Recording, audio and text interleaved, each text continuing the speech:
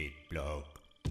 Well, hello and welcome to episode 37 of the frogbitblog podcast. In this week's episode, we've got all my usual features, very good. And also, we've got things about mushrooms and bees. And Stephen Hawking is back on the show. Yes, and well, there's lots more, so bloody keep listening then, me fanwy. Frogbitblog.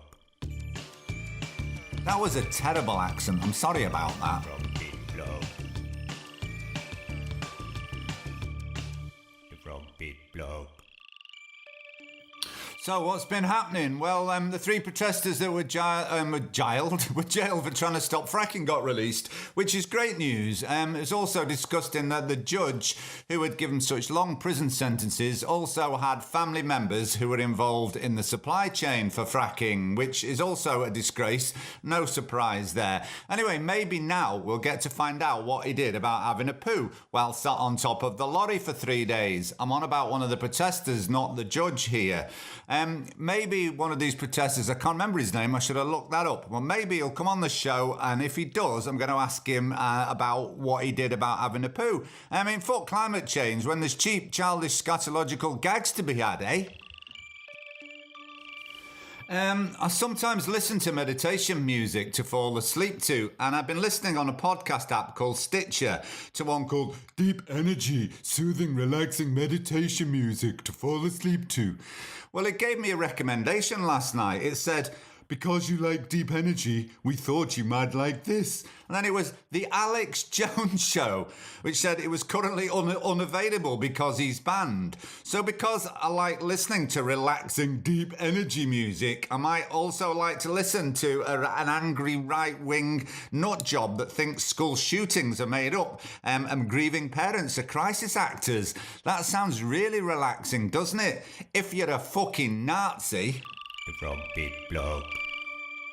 Yes, our friend Stephen Hawking has been in the news again. He's actually said more since he died than he did when he was alive. And this is what he says about God. He says, "We have finally found something that doesn't have a cause because there was no time for a cause to exist in. For me, this means that there is no possibility of a creator because there is no time for a creator to have existed in." And then he goes on to talk about black holes. His problem with black holes is because, there's matter and energy are meant to disappear, but they seem to in black holes. So his idea is that there's all these things he calls soft hairs around the edge of black holes that can account for where the energy goes. Now, soft hairs around the edge of black holes, and I'm not being rude, it sounds to me like an ear or a nose hole, right? And maybe this is the existence of God. Maybe God, after all, is an old fellow with a white beard with loads of like them little ear hairs that old men get and nose hairs. So maybe that's what you found, Stephen. The soft hairs are the nose and ear hairs of God. So maybe you're wrong. And this is what he also goes on to say. "I am sure that during this century, people will discover how to modify both intelligence and instinct such as aggression. Laws will probably be passed against genetic engineering with humans, but some people won't be able to resist the temptation to improve human characteristics." Was he a Scouser? Such as memory, resistance to disease, and length of life. Once such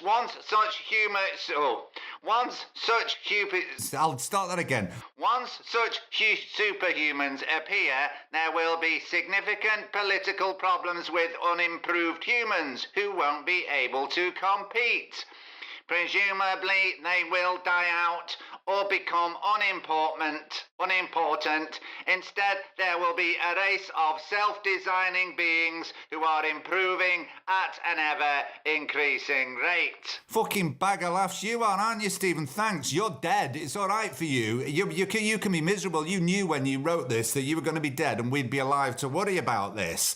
We're all really worried now because we actually believe what you're on about. So thank you, Stephen Hawking. Right, now here's an interesting one. The dandelion, which derived its name from the French Dandelion, meaning lion's tooth, may seem like common weed to be eradicated by vigilant gardeners. But these plants found in Asia, Europe and the Americas are officially classified as perennial herbs, with historical use in both food and medicine. Now it turns out they may soon inform human design. Why am I talking in a crap Scotch accent, you may ask? Read on, okay?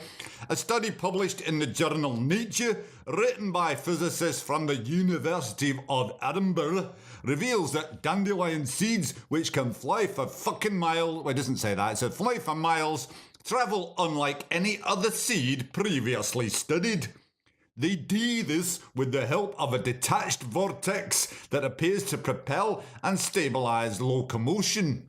And basically, they're studying them to help design moving things because dandelions are really, really clever. And the thing about dandelions, they do interest me because they're really good for bees. It's early nectar for bees. But also, as a kid, I was told by a parent that, I'm not saying which one in case they're listening. I hope they aren't listening because I swear. But you know when dandelions turn all flowery and you can blow them and you can tell what the time is? Well, I was told that was how you end up if you drink too much lemonade. It's weird. I actually remember believing that. Does anyone else have any of them weird childhood beliefs that they can remember? If you have, email me at frogbitblog@gmail.com and I'll mention them. Because I can definitely remember thinking I would turn into lemonade. And I also remembered someone telling me that they had a gun dog, and if I didn't behave, they would get their dog to shoot me. They told me it shot bullets from its mouth, and I can still picture this image in my head of this sort of Labrador type thing. And I also remember, I used to go to football matches as a kid, and halftime entertainment, they used to have police dogs come on the pitch and they'd jump through hoops and along tunnels and through burning hoops and all sorts of weird stuff. And I was probably about 5 or 6 at the time, and I remember thinking, God, that is brilliant. I want to be a police dog when I grow up. And for a few years, I do remember thinking, at what point can I turn into a police dog? I actually really seriously wanted to be a police dog. No wonder I grew up weird. The frogbitblog. And not only that, in the last sketch you probably noticed I made a deliberate mistake when I said you'd turn into lemonade. No, you would turn into a dandelion seed if you drank too much lemonade. I thought I made myself quite clear on that point a bit earlier, but just in case you thought he's gone a bit weird, that's what I meant. Wish the fan would bloody hurry up. I'm bloody freezing. Yeah, hurry up, you slagging van. Oh, here it is. Oi, oi, get in, boys. Got an interesting job for us to do today. We bricking in Basildon again today, boss. No, we're laying concrete in Camberwell, but with something special. Yeah, what do you mean, boss? We're trying something out, something experimental. Sounds bloody mental. What is it, boss? Well, you'll never guess what they want us to put in for concrete today. Give us a bloody clue then, you slag. Okay, you eat them to see in the dark. Torches. Torches? How could you eat torches, you muppet? Edible torches. Don't be daft. Candles. They're edible. Nah. Dunno, biofluorescence caught by phytoplankton. Give over. You've been watching David Attenborough again, ain't you, you big tart? Gives another clue then. You can make cakes out of it. Marzipan? Not a fucking chance, my son. I fucking give up. What are we putting in the concrete then, boss? Carrots, you deaf slags. Carrots? You gotta be fucking kidding. Concrete from carrots in Camberwell? Sounds to me like you've been smoking a Camberwell carrot, my son. Yeah, believe it or not, it's true. They're gonna add carrots to concrete. It can strengthen it and make it more environmentally friendly, apparently. This is what it says. Crunchy and tasty, yes. But could carrots also strengthen cement and cut carbon dioxide emissions for building industry? A group of researchers at Britain's Lancaster University have been using a household food blender to mix particles from the root vegetable with concrete to see if they can produce a stronger and more environmentally sound product. You know what? I just reading that. I bet they were pissed one night and they did it by accident. Anyway, the new material made by combining ordinary cement with nanoplatelets extracted from carrots, tossed out by the food industry, literally tossed out, is resistant to cracks and stands at up to 80% stronger than the conventional product. The addition of carrots prevents any cracks in the concrete, the team said. It also means less cement is required, therefore lowering the global carbon dioxide output. So there you go, less cracks in the carrots in the concrete. I've not done one of these for a while, but it's time for... I hope it hurt a lot. Hey, ooh, good. I hope it hurt ha ha ha ha. Ooh, good. I hope it hurt a lot. Hey. Now, this story sounds familiar, so I'm not sure if I've done it before, but it's a good one, so I'll do it again. I mean, I've got some more lined up for next episode. Long-time South African hunter Cloud Cleahans was loading a freshly killed buffalo carcass onto his vehicle when another buffalo surprised him with a deadly charge. For more than 30 years, this trophy hunter killed the wildlife of South Africa, but now one of the animals he's long hunted has sent him to his grave. On May the 22nd, 54-year-old Cloud Cleemans and his hunting party shot and killed an African buffalo near the Levubu River in South Africa's North Limpopo province. Yeah, because they pose a lot of threat, don't they, African buffalo, you twat. Anyway, but as Cleahans and his companions prepared to load the carcass onto their vehicle, another buffalo from the same herd charged the hunter and gored him in the groin with his horn. The attack hit his femoral artery and hopefully his cock. I really hope it hit, according to the local news. They were working on the bushes to open the animal and did not see the other buffalo. The buffalo struck him and pronged him with its horn in his groin. Well, you know what we all think to that. Ooh, good. I hope it hurt ha ha ha ha. Ooh, good. I hope it hurt a lot. Hey, ooh, good. I hope it hurt ha ha ha ha. Ooh, good. I hope it hurt a lot. Hey. Yeah, it's Len again. You know what? I think it's time for Sexy Len. Yeah, it's Len again. Oh yeah, it's Len again. Len. So, it's that time of the week that it's Len again. Hi Len, how are you doing? I'm very well, thank you very much for having me back. Oh, well, it's a pleasure. It's a pleasure. People have been saying good things about you, Len. That's very nice to hear. Why don't you let Len talk a bit more and you shut your big fat Mancunian gob? What have you been looking at this week in the tech world, in the tech eco world, Len? Lots and lots. I mean, it really it expands on lovely from what we're talking about machine learning. So we're looking at automation of farming. Farm robots, farm scarecrows. Indeed. There's lots of reasons why this has came about. It's possibly due because of work, because lots of people don't want to do that manual labour anymore. Or just Yeah, why is that, do you think? Is it just because it's too hard, or is it just too hard to get the people where the work is? It could be something to do with, obviously, the migration of workers. It could be because people just don't want to do these jobs anymore because they feel like they don't have to. I don't know. It's the social aspects of it, really. Yes, I suppose one of the things, in this country is that the unemployed people tend to not live in the areas where the farms are. So if you wanted them, you'd have to get them accommodation to live there. They'd have to sign off, and the whole complex thing. I don't know if it's the same in America. I mean, I think in America, they've found it traditionally hard, probably since black people weren't slaves anymore. Possibly, yes, that they haven't got slave labour to do all that work. Indeed. I mean, the area of research I've been doing is more into the actual responses that's been happening. Often it's not just the labour aspects of it, but it could be to do with the trying to reduce the use of pesticides, which is obviously very, very important for preserving the bees and things like that, which we're going to be probably talking about a little bit later on. Yes. But it's also a bit space saving, because it often only takes, you don't even need to use soil, it's often just using water. It's identification of pests using cameras and AI and things like that. Again, the machine learning aspects of it. Right, because this is, last year I did a thing about in Holland how they're quite high. They're quite high tech, aren't they? In that sense, and they use greenhouses and they use a lot of sort of progressive ways of looking at things. We seem quite far behind in this country.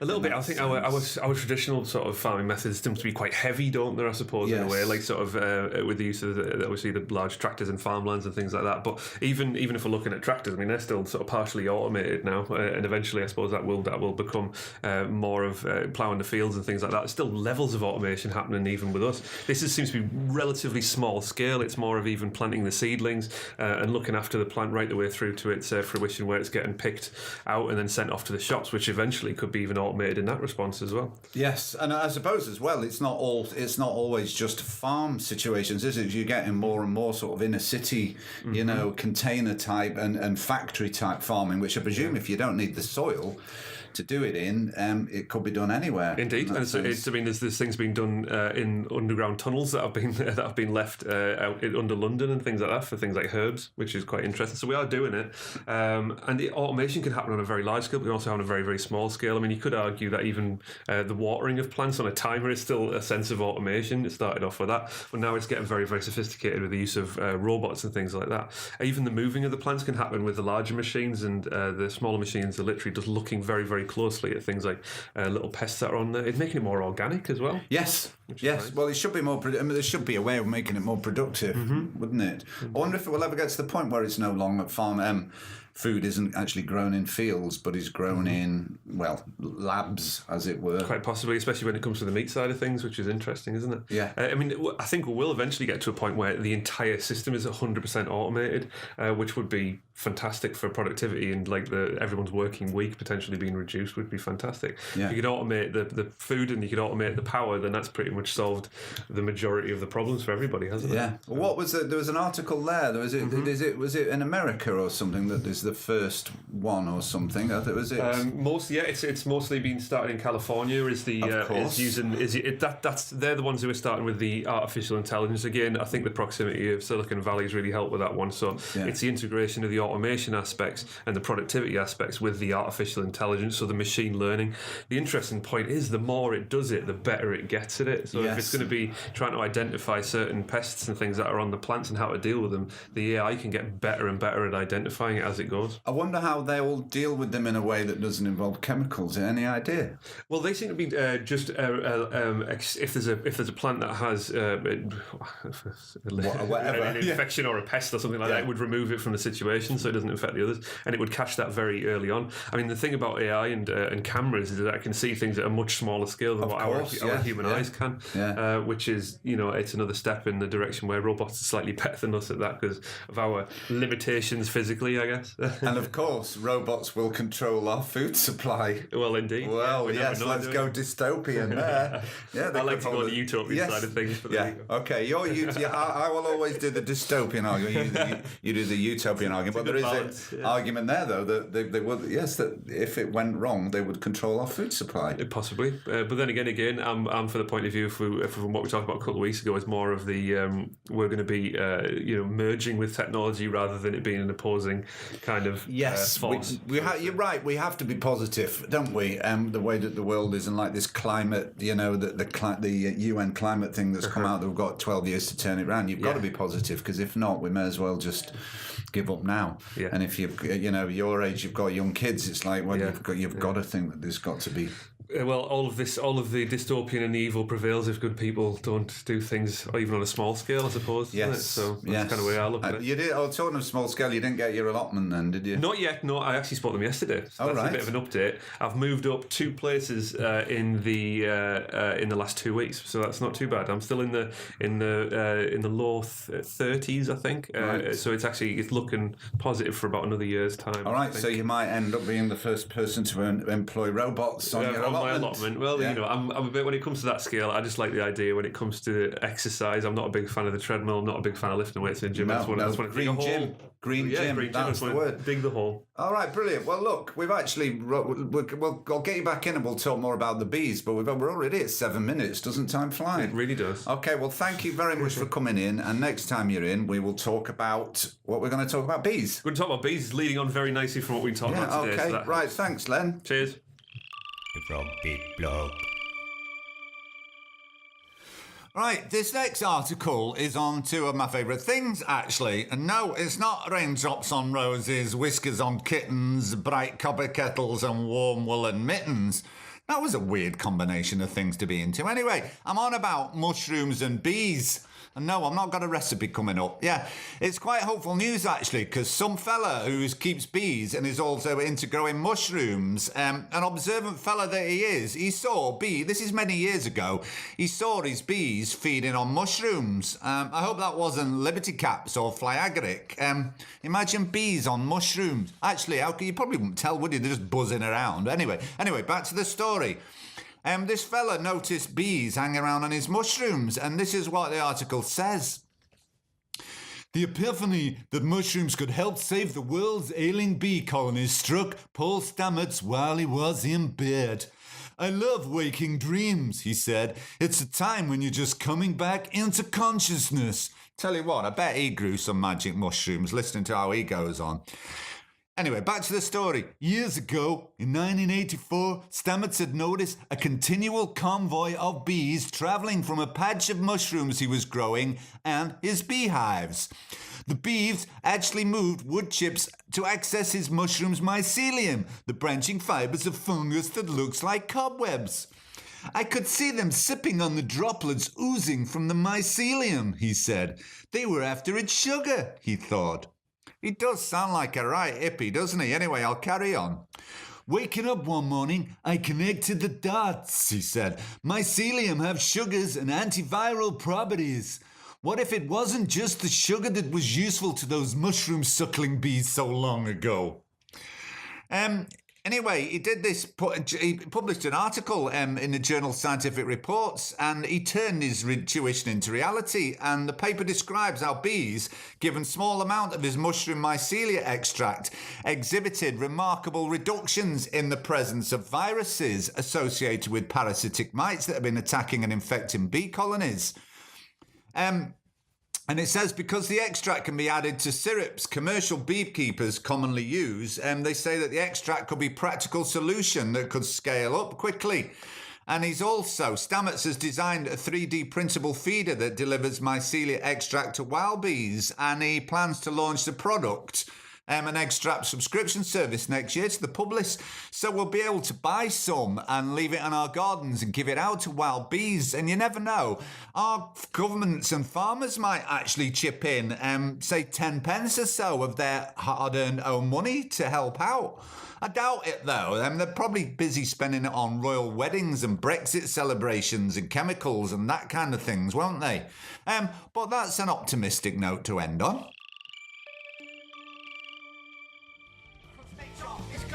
It's really, really clever. Nature is clever. It's really, really clever. Nature ain't a Tory.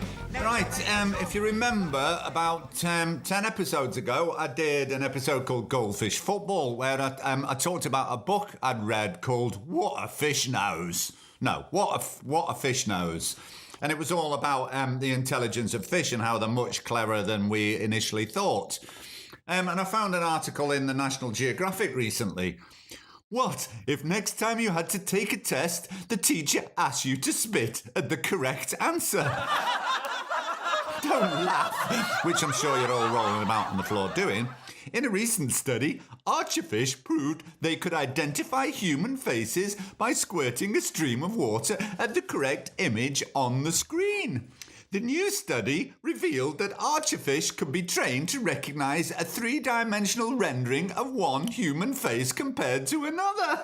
Hilarious. Another different face, sorry. What's more, the fish were able to continue to recognise that image even when the face was rotated by 30, 60 and even 90 degrees from frontal view to a profile. I'll put my normal voice on, I'm sick of that, it's hurting. The fact that the fish can complete this task at all to human faces is very impressive, considering that fish have no evolutionary need to recognise human faces. And these are a very difficult class of object to discriminate. I would have been very, very surprised if they hadn't been able to do it, says Vera Schussel, the zoologist at the University of Bonn in Germany.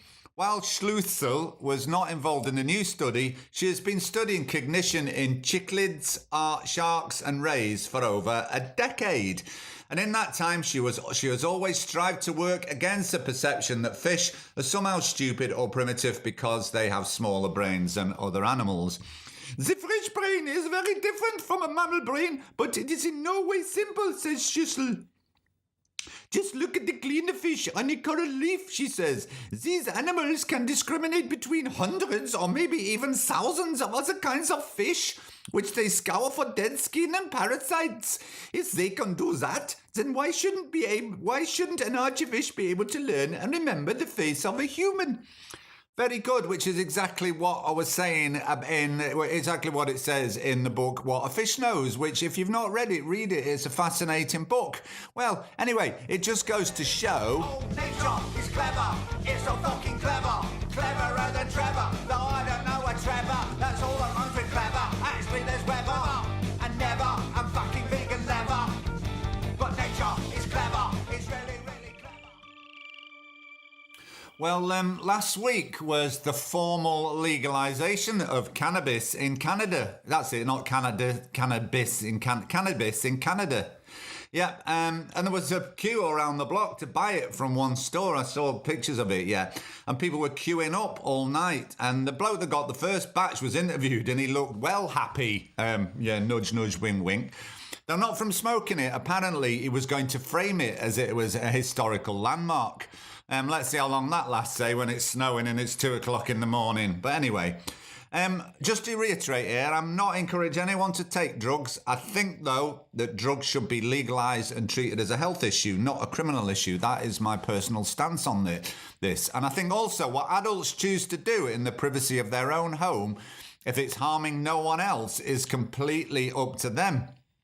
And it's quite funny, isn't it, how usually the reaction is complain about the nanny state, don't they? Like it's law to wear a seatbelt, bloody nanny state interfering. If I don't want to wear a seatbelt, I shouldn't have to. You know, the warnings on cigarette packets, bloody nanny state telling me that I shouldn't smoke. But when it comes to people taking natural substances in order to giggle a lot, ban it, we can't have people doing that, can we? Want the nanny state to interfere in that one? So I don't sort of get I don't get that. Anyway, and just for the record, I don't do drugs. Well, apart from alcohol at weekends, I have the odd paracetamol for a headache, caffeine and tannin. In fact, there's probably quite a few. I must admit, right, I am admitting that I once did try marijuana, but it made me go a bit weird. And I don't know what happened, but I woke up the next morning and looked out the window down in my garden. And halfway along my garden path, I'd built these two big wooden posts either side of the path, about 3 feet apart, and a lovely curving arch going over the top. So the anti-drugs lot were right all along, and cannabis is a gateway drug. But seriously, prohibition has led to more dangerous things like spice, you know, that synthetic cannabis substitute that makes people go completely mental. And everyone was taking like, ban spice, we've got to ban spice. You know why? All the homeless people are taking it and they're all going mental on the street. There's a big problem with spice to homeless people. Ban it, ban spice. Well, wouldn't it just be better to ban homelessness? Just a thought. Anyway, cannabis is legalising it, but each state is going to have a different approach to the issue. So it will be interesting, I think, to see how it pans out. You know, how a modern developed society is affected by the legalisation of a drug like cannabis.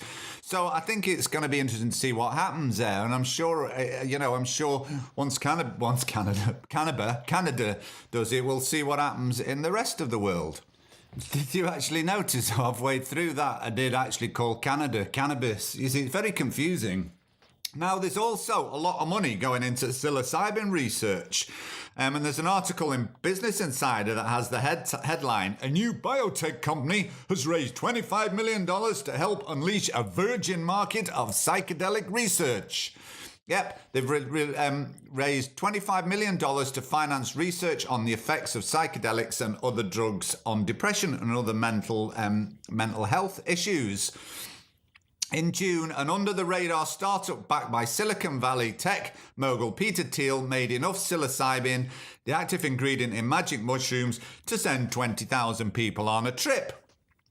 It was part of a larger effort by the company called Compass Pathways to study how the psychedelic drug could be used to treat depression. Early this summer, the company received regulatory approval to begin one of the first largest studies looking at the effect of psilocybin on treatment-resistant depression, a severe form of the illness that does not respond to other medications. Now, it's interesting, actually, that the FDA in America, the drug agency, has actually approved it. It's sort of opened the door a bit. And remember, before I mentioned that it was given to patients with terminal cancer, and it really cheered them up. Well, as it would. No, it actually made them feel a lot more accepting of death. And isn't that a wonderful application of a drug? That it can do that. It can make people that are dying accepting of death. And maybe one day, all old people nearing the end of life will drop some psilocybin to help ease the fear of death. Bingo tonight, dear? No, let's stay in and drop acid and listen to the archers. Look, I know I joke, but really, if it helps people cope with dying, why would we deny that right to anyone? To take a natural growing mushroom that's been used thousands of years to help people, it should be. It's bloody mad that it's illegal. It's bloody mad, and one day I think it won't be. That's my prediction. That's enough about this. Is it okay to talk about drugs? Is it okay? Gonna do it anyway. Is it okay to talk about drugs? Is it okay? Gonna do it anyway. My mind unravels like a toilet roll. In the deepest secrets of our souls. Right, it's time for that hippie, weird, cosmic stuff. Like a toilet roll. In the deepest secrets of our souls. I saw a clip recently of neurons in the brain joining up as they created new thoughts. Has anyone seen that? It's quite incredible. And it just looked so alive and real. Not just a chemical reaction, but an intelligent interaction. And we know that cells have an intelligence and have an awareness and can react to their surroundings. So this is the other thought I'd have, right? We tend to think of ourselves as one complete entity, don't we? When we think of us, it's one complete entity, a solid single entity. But really, we're made up of billions of smaller living cells acting independently with their own awareness. And there's also a clip, there's lots of clips on YouTube. I found one of neutrophil cells hunting down and engulfing bacteria. And I'll put it in the show notes and have a look because it looks very conscious and intentional to me. And there are biologists that will claim, well, this is just a chemical reaction. But that's up to you. If you believe that, fair enough. But looking at this clip, that looked as alive as any creature hunting down another creature. Yeah, so you decide what you think for yourself.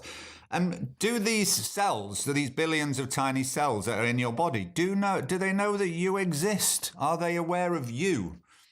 These things with an individual consciousness, do they do what all things in nature seem to do, is form bigger societies, and they will group up to become part of a bigger thing? Say, for example, a liver. Is a liver just a summation of all the individual consciousnesses joined together? And our own personal consciousness, you know what I'm trying to say, are they just a summation of all the individual consciousnesses that we're made up of? Ooh, interesting, yeah. And now when I was looking this stuff up, this sort of leads me on to the next point. Now, I might sound a bit of a prat here. What's new there, I hear you say. But I've always slightly struggled with the standard model of evolution. You know, when you look at creatures that perfectly mimic plants or plants that perfectly mimic animals, or that sort of perfection in nature, it always looked a bit deliberate to me, as if there was an innate intelligence going on. Then I thought, shit, does that mean I believe in intelligent design? And does that make me a Christian? So I generally shut up about it.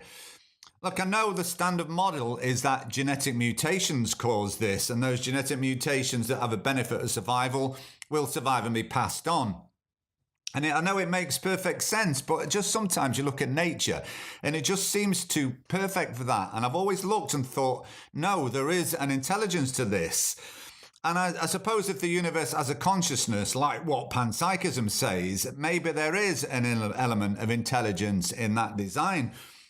Well, I was reading, thank God, that there is an element, there's a branch of genetics that think the same thing, and it's called epigenetics. And I read it and I thought, thank the Lord, I'm not a Christian. Praise be to God, I'm not a Christian. No, I found it when I was asking the question about the consciousness of cells, and there was a big long post in Quora of someone who had edited a book on the subject. Now, a lot of it went right over my head, because if truth be told, I'm not that clever. I'm just one of them people that learns a little bit of science and then makes huge sweeping assumptions based on my limited knowledge. But anyway, the article went on to talk about electrons and things at a submolecular level and how they seem to have an intelligence. And before I know it, I'm reading about panpsychism again, although it wasn't called as such. You know, it's a branch of genetics called epigenetics, where the cells have an intelligence to make these creative decisions. Which, like I said, you look at the perfection of nature and mimicking, and I just can't believe that genetic mutation would create that perfect representation. And Dawn was listening to the other show the other day, and she said, after last week's episode, why were you so adamant to say that you weren't a panpsychist? And I thought, I don't know. And the more I read, the more I think I'm going to come out, the more I think I might actually be one. And maybe one day I will be out and proud and subject myself to ridicule. And one last thought I was having on the subject. You know, we know that the universe is infinite. The universe is infinitely large. It goes on forever. It's infinite. Well, does it not also follow that the universe might also be infinitely small and just go on in the opposite direction? We sort of think that what the size that we are and the size of atoms and molecules and Higgs boson, that must be as small as it gets. But what happens if it goes in infinity in the opposite direction, as well as outwards and inwards? Now, there's an interesting thought, isn't it? Another thought in the deepest secrets of our souls. My mind unravels like a toilet bowl. In the deepest secrets of our souls. And won't somebody please think of the flowers? They're talking to me, saying, we are your friends. Right, that's all I've got time for. Once again, thank you very much to Len for coming on and providing a very eloquent argument. I enjoyed chatting with him. He's a good bloke, isn't he?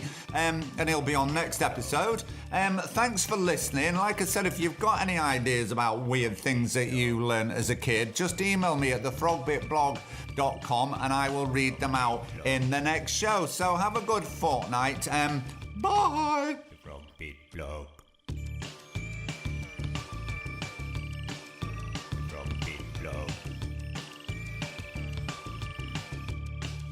Frogbitblog.